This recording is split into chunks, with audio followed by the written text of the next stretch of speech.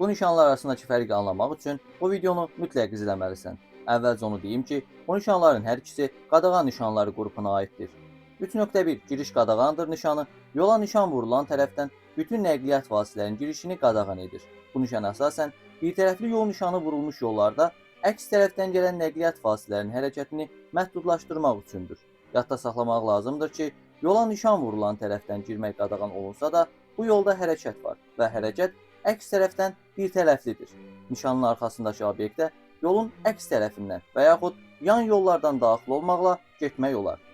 3.2 nişanı hərəkət qadağandır nişanıdır.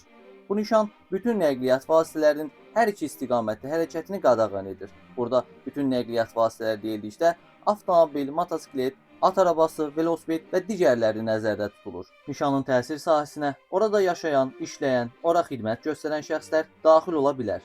Bir digər hal isə birinci və ikinci qrup əlillərin idarə etdiyi tanınma nişanına malik olan nəqliyyat vasitələridir ki, bu nişanın təsir sahəsinə daxil ola bilərlər. Həmçinin bilmək lazımdır ki, operativ nəqliyyat vasitələrinin sürücüləri qırmızı və ya göy sarışan işıq siqnalını və xüsusi səs siqnalını eyni vaxtda qoşub hərəkət edən zaman nişan vurulan yola girə bilərlər.